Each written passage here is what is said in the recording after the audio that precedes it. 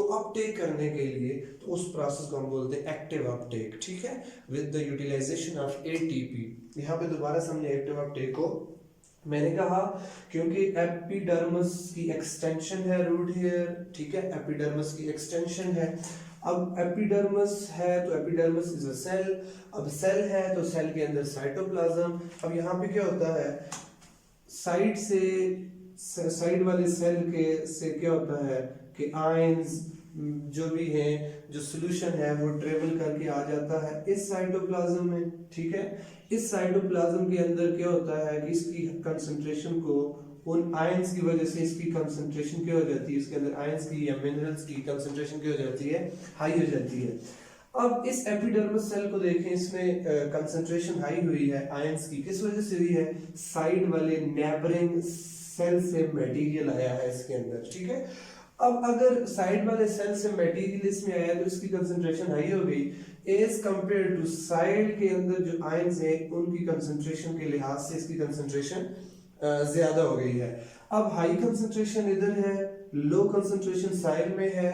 अब साइड से मटेरियल ने जाना है लो कंसंट्रेशन से हाई कंसंट्रेशन की तरफ, तो हाई कंसंट्रेशन की तरफ जाने के लिए उसको क्या चाहिए होगी, उसको एटीपी चाहिए होगी, एनर्जी चाहिए होगी। और जब यहाँ से मटेरियल इस तरह ट्रेवल करेगा यूटिलाइज करके एटीपी को, तो इसको हम बोलेंगे एक्टिव अपटेक, ठीक है। तो ये हो गया आपके पास मिनरल्स और न्यूट्रिएंट्स और वाटर की ट्रांसपोर्ट प्लांट के अंदर के कैसे यहाँ पे रहते हैं। यहाँ तक के लिए जो है वो ऑस्मोसिस होगा, मीन यहाँ से रूट हेयर में जाने के लिए, ठीक है, रूट हेयर में जाने के इस तरह आगे भी ट्रेवलिंग के लिए प्रोसेस जो इस्तेमाल करेंगे वो आपके पास डिफ्यूजन होगा, आपके पास ऑस्मोसिस होगा, फैसिलिटेटेड डिफ्यूजन होगी, एक्टिव अपटेक होगा, ये सारे काम इकट्ठे हो रहे हैं। अब जब रूट हेयर के अंदर चला गया मटेरियल, उसके बाद वहां पे प्रोसेस सारे यही वाले यूज होंगे हर सेल के लिए, ठीक है। डिफ्यूजन के जरिए रूट हेयर से आगे कॉर्टेक्स में जाना है, डिफ्यूजन के जरिए जाना है, ऑस्मोसिस के जरिए जाना है, फैसिलिटेटेड डिफ्यूजन के जरिए, दीज आर द प्रोसेस। और पाथवे कौन से इस्तेमाल करेगा, या तो साइटोप्लाज्म को इन्वॉल्व करेगा तो उसको बोलेंगे सेम्प्लास्ट, या सेल वॉल को इन्वॉल्व करेगा उसको बोलेंगे एपोप्लास्ट, या वैक्यूल को इस्तेमाल करेंगे उसको हम बोलेंगे vacuolar pathway. Up to Casparian strip ये वाले पाथवे इस्तेमाल करेंगे। कैस्पेरियन स्ट्रिप में जब मटेरियल पहुंचेगा तो वहां पे एक कॉमन ही पाथवे तीनों इस्तेमाल करेंगे, वो होगा सेम्प्लास्ट। कैस्पेरियन स्ट्रिप से गुजर के आगे पेरिसाइकिल में और कैम्बियम में और जाइलम तक जाने के लिए जो प्रोसेस इस्तेमाल करेंगे, जो पाथवे इस्तेमाल करेंगे, वो दोबारा अगेन वही वाले अलग-अलग सेम्प्लास्ट, एपोप्लास्ट और वैक्यूलर पाथवे। और जो मटेरियल है वो आपके पास कहाँ पे पहुंच जाएगा, वो जाइलम में पहुंच जाएगा। अब यहाँ पे देखें, हमने दो टर्म्स देखी वहाँ पे, वाटर पोटेंशियल की मैंने यहाँ पे टर्म आपको दिखाई ऑस्मोसिस में कि सॉइल के अंदर वाटर जो है उसका पोटेंशियल हाई होता है एज कम्पेयर टू साइटोप्लाज्म। अब ये वाटर पोटेंशियल क्या है, वाटर पोटेंशियल ये है कि वाटर पोटेंशियल मीन किसी भी चीज का काम करने की एबिलिटी, ठीक है। अब वाटर पोटेंशियल है तो ability of water to do work, कि पानी जो है वो अपने जो है वो बलबोते पे क्या काम कर सकता है। इससे मुराद क्या, पानी ने क्या काम करना है, पानी ने ये काम करना है कि पानी ने मूवमेंट करनी है एक जगह से दूसरी जगह। अब एक जगह से दूसरी जगह पानी ने मूवमेंट करनी है तो वहां पे पानी कैसे मूवमेंट करेगा। अब यहाँ पे देखें, आपके पास लेट्स सपोज दो चीजें हैं, एक आपके पास बीकर है, इस साइड पे वाटर है, यहाँ पे आप कहें कि सॉल्यूशन है जी, यहाँ पे सॉल्यूशन है तो मीन इसके अंदर पानी के मॉलिक्यूल भी होंगे। लेट्स सपोज ये शुगर का सॉल्यूशन है हमारे पास, तो यहाँ पे साथ शुगर के मॉलिक्यूल भी होंगे, ठीक है, शुगर के मॉलिक्यूल भी होंगे। और दूसरी तरफ मैं कहता हूँ कि सिर्फ और सिर्फ वाटर के मॉलिक्यूल हैं, ठीक है, सिर्फ वाटर है, यहाँ पे सिर्फ वाटर है, यहाँ पे वाटर भी है और उसके अलावा आपके पास शुगर भी है, ठीक है। अच्छा, अब देखें, अब यहाँ पे पानी है लेकिन पानी इम्प्योर है, प्योर वाटर नहीं है, वाटर के साथ बाकी चीजें भी मौजूद हैं। इस तरफ सिर्फ और सिर्फ वाटर के मॉलिक्यूल हैं।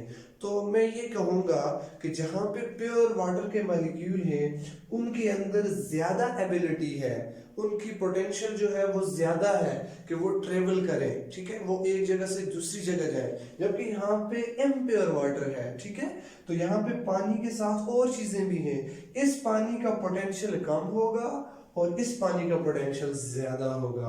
तो मैं ये कहूँगा कि pure water has high water potential. Pure water के अंदर काम करने की एबिलिटी ज्यादा होती है। प्योर वाटर के अंदर एक जगह से दूसरी जगह जाने की एबिलिटी ज्यादा है as compare to impure water. So pure water has high water potential. Mean जहां पे अगर यहाँ ये केस है आपके पास, तो पानी कहाँ से कहाँ जाएगा? पानी जाएगा फ्रॉम ए टू बी। क्यों? क्योंकि यहाँ से पानी प्योर है, इसके अंदर ज्यादा एबिलिटी है कि ये एक जगह से दूसरी जगह ट्रेवल करे। जबकि इम्प्योर वाटर, वहां पे पानी के साथ और चीजें भी हैं, वो ट्रेवल नहीं कर सकता। सो pure water has high water potential and the video जो है वो है आपके पास 0। इसी तरह सॉल्यूट पोटेंशियल क्या होता है? सॉल्यूट पोटेंशियल ये है कि वाटर पोटेंशियल के अंदर डिक्रीज आ जाना, ठीक है, वाटर पोटेंशियल के अंदर डिक्रीज आ जाना जब हम उसके अंदर सॉल्यूट ऐड करेंगे। अब यहाँ पे देखें वाटर सॉल्वेंट है, यहाँ पे मैंने क्यों कहा कि वाटर का पोटेंशियल ज्यादा है? क्योंकि इसके अंदर कोई भी चीज मौजूद नहीं है, इसलिए इसका मैंने कहा कि पोटेंशियल क्या है? ज्यादा है, काम करने की एबिलिटी ज्यादा है। जबकि इसका मैंने क्यों कहा कि इसके अंदर एबिलिटी कम है? इसके अंदर अब मैंने सॉल्यूट ऐड किया हुआ है। तो जब हम प्योर वाटर के अंदर सॉल्यूट को ऐड करेंगे, तो सॉल्यूट को ऐड करेंगे जब, तो प्योर वाटर का पोटेंशियल जो है वो क्या हो जाएगा? डिक्रीज हो जाएगा, कम हो जाएगा। तो इसको हम बोलेंगे सॉल्यूट पोटेंशियल। कि वाटर पोटेंशियल के अंदर जब कोई सॉल्यूट ऐड करेंगे, वाटर आपके पास सॉल्वेंट है, जब उसके अंदर सॉल्यूट ऐड करेंगे, सॉल्यूट के ऐड करने की वजह से उसके पोटेंशियल पे फर्क आ जाएगा और उसको हम बोलते हैं सॉल्यूट पोटेंशियल। सो आपके पास जो उसकी वैल्यू आएगी वो 0 से कम आएगी और 0 से कम को हम बोलते हैं negative. Solute potential always negative होता है और वाटर पोटेंशियल की वैल्यू आपके पास 0 है। तो पानी जो है वो मूव करेगा from area of high water potential toward the area of lower water potential. क्यों? क्योंकि प्योर वाटर के अंदर एबिलिटी होती है ज्यादा से ज्यादा ट्रेवल करने की, ठीक है। अब यहाँ पे देखें, इसके बाद हम ये देख लेते हैं कि एसेंट ऑफ शेप क्या है। एसेंट ऑफ शेप ये है कि जैसा कि मैंने आपको कहा कि सॉइल के अंदर वाटर है, सॉइल के अंदर मिनरल्स हैं, सॉइल के अंदर न्यूट्रिएंट्स हैं, सॉइल से वो चीज़ें सारी रूट में गई हैं और रूट के अंदर आपको पता है, हमने फिर रूट के ट्रांसवर्स सेक्शन को देखा, उसके अंदर डिफरेंट सेल्स की लेयर है, पानी में जाके रीच करना है जाइलम तक। अब जो है जाहिर सी बात है, रूट नीचे है और आपका लीफ ऊपर है। आपके पास जो है प्लांट के अंदर फोटोसिंथेसिस जो होनी है वो लीफ में होनी है और फोटोसिंथेसिस के लिए लीफ को चाहिए वाटर चाहिए, जबकि वाटर साइल में है। साइल से वाटर और मिनरल्स और न्यूट्रिएंट्स का लीफ तक जाना, ठीक है, साइल से वाटर का, मिनरल्स का और न्यूट्रिएंट्स का ऊपर लीफ तक रीच करना, ठीक है, साइल रूट से लीफ तक रीच करना, इसको बोलते हैं एसेंट ऑफ सैप। सैप बोलते हैं वो मटेरियल, वो आपके पास बल्क मटेरियल जो साइल के अंदर मौजूद है, वाटर की फॉर्म में है, जूस की फॉर्म में है, उसके अंदर मिनरल्स हैं, कोई भी चीज़ है, सोल्यूशन है, वो साइल में है। साइल से उस मटेरियल ने थ्रू जाइलम के जरिए ऊपर लीफ तक जाने का जो प्रोसेस है, इसको हम बोलते हैं एसेंट ऑफ शेप। अब ये जो एसेंट ऑफ शेप होता है, ये आपके पास जो है इस प्लांट के अंदर 3 तरीके से है। एक तो कोहेरेंट टेंशन थ्योरी है जो डिक्सन ने दी है, ठीक है, उसके अलावा रूट का प्रेशर भी होता है और एम्बिशन, ये 3 जो हैं ये इस एसेंट ऑफ शेप के अंदर इन्वॉल्व होते हैं कि मटेरियल कैसे ऊपर लीफ तक जाता है। अब यहाँ जाइलम में जब मटेरियल आपके पास पहुंच गया है, अब जाइलम से उस मटेरियल ने इस स्टेम के अंदर जाना है, इस तने के अंदर जाना है और तने के जरिए जो है वो जाइलम का ये कॉलम उस मटेरियल को इस स्टेम में से लेके जाएगा ऊपर लीफ तक। अब कैसे लेके जाता है? यहाँ तक हम समझ चुके थे कि एपोप्लास्ट, सेम्प्लास्ट, वैक्यूलर पाथवे के जरिए जाइलम तक पानी पहुंच गया है। अब जाइलम में से पानी, जाहिर सी बात है, नीचे रूट वाली जाइलम की हमने बात की हुई है। अब वहां से तने में ऊपर की तरफ पानी कैसे आता है? आया वहां पे कौन सी कोई ऐसी फोर्स लगी हुई है, कौन सा कोई ऐसे वहां पे रिएक्शन हो रहे हैं जिनके जरिए वो वाटर का मॉलिक्यूल स्टेम के अंदर, उस तने के अंदर ट्रेवल करके ऊपर लीफ तक जाता है। तो आज हम देखेंगे coherent tension theory. Coherent tension theory के अंदर आपको दो वर्ड नजर आ रहे हैं, कोहेरेंट, एक टेंशन, ठीक है, ये दो चीजें नजर आ रही हैं, इन पे फोकस करना है। अब ऊपर कैसे जा रहा है पानी? सबसे पहली चीज कि जब पानी यहाँ जाइलम में है, ठीक है, जाइलम में है, अब जाइलम के अंदर, जाइलम ये रूट का जाइलम है और ये वाला जाइलम आपके पास स्टेम का जाइलम है।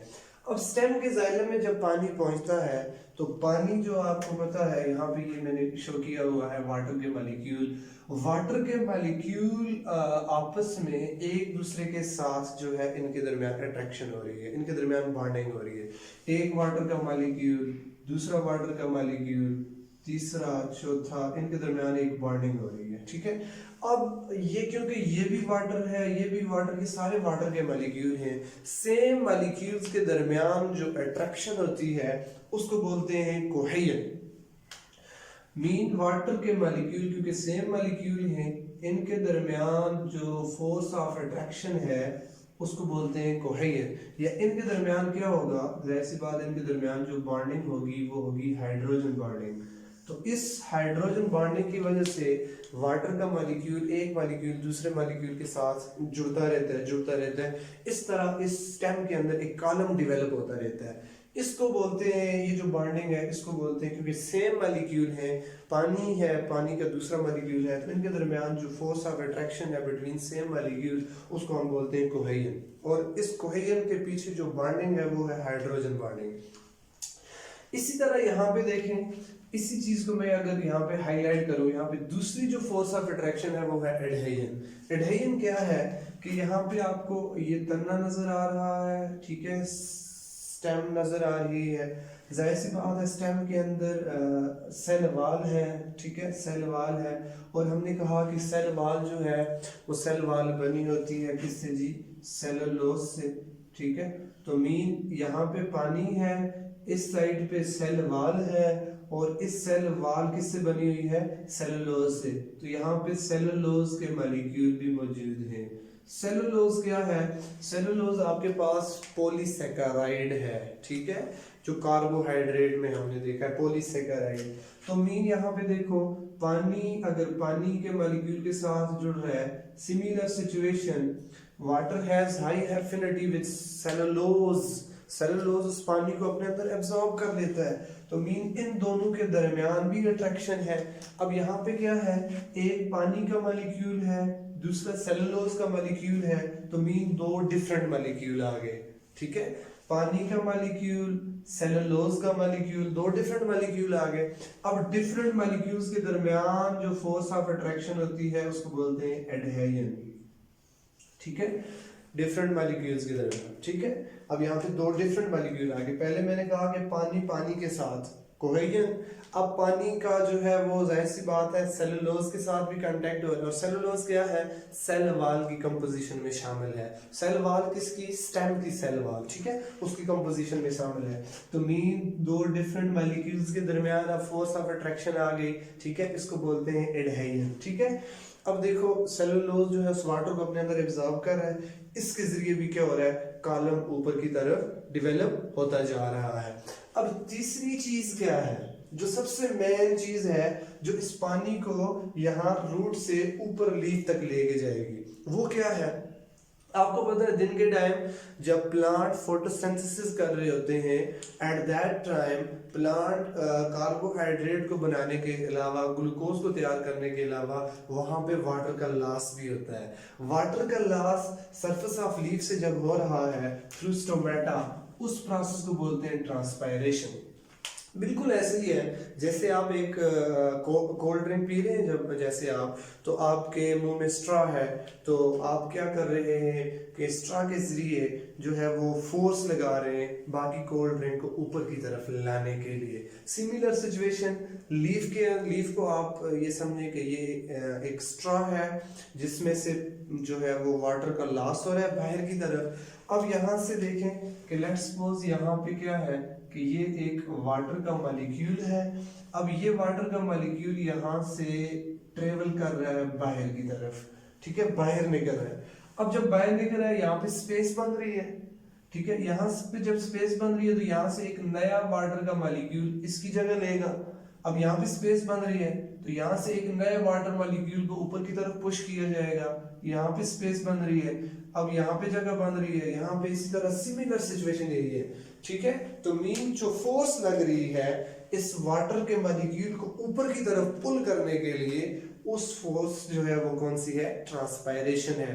ट्रांसपायरेशन के जरिए अगला पानी लीफ में से लॉस हो रहा है और वहां पे नए पानी की जगह बनती जा रही है। और वो जो ट्रांसपायरेशन है वो एक फोर्स है जिसके जरिए नीचे से इस कॉलम को ऊपर की तरफ जो है वो पुल किया जा रहा है, ऊपर की तरफ पुश किया जा रहा है, ऊपर की तरफ ये कॉलम जा रहा है। क्यों?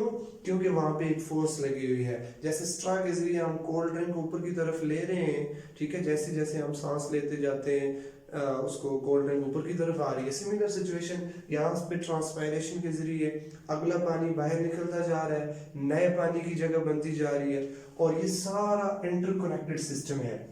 यहाँ से पानी का मॉलिक्यूल लॉस हुआ तो यहाँ से नया मॉलिक्यूल ऊपर जाएगा, अब यहाँ पे जगह बनेगी तो यहाँ से नया मॉलिक्यूल इधर जाएगा, यहाँ पे जगह बनेगी, यहाँ से इधर इधर इधर इधर इधर, यहाँ से साइड से। तो बेसिक जो फोर्स इन्वॉल्व है इस पानी को अपवर्ड पुश करने के लिए तो वो है ट्रांसपायरेशन। मोस्टली जो आपके पास ट्रीज हैं, बड़े बड़े जो प्लांट हैं, उनके अंदर पानी जो लीफ तक रीच कर रहा है उसके पीछे सिर्फ और सिर्फ ट्रांसपायरेशन की फोर्स है। अब यहाँ पे जब ट्रांसपायरेशन इस कॉलम को ऊपर की तरफ खींच रही है तो उसकी वजह से इन मॉलिक्यूल्स के दरमियान टेंशन जनरेट हो रही है, ठीक है, उसको बोलते हैं टेंशन, ठीक है। मॉलिक्यूल ऊपर की तरफ पुश हो रहे हैं, जाहिर सी बात है टेंशन जनरेट हो रही है तो उसको बोलते हैं टेंशन। कोहेजन हो गया सेम मॉलिक्यूल के दरमियान अट्रैक्शन, एडाइन हो गया डिफरेंट मॉलिक्यूल्स के दरमियान अट्रैक्शन, और उनके पीछे जो मेन फोर्स इन्वॉल्व है वो है ट्रांसपायरेशन की फोर्स। तो इस जरिए जो है वो एसेंट ऑफ शेप हो जाता है, मटेरियल लीफ तक पहुंच जाता है और उसके बाद आगे प्रोसेसेस इन्वॉल्व होते हैं। सिमिलर सिचुएशन कल हम देखेंगे रूट प्रेशर और एम्बिशन, और उसके साथ हम देखेंगे ट्रांसपोर्ट ऑफ फूड। आज के लिए इतना ही, अल्लाह हाफिज़।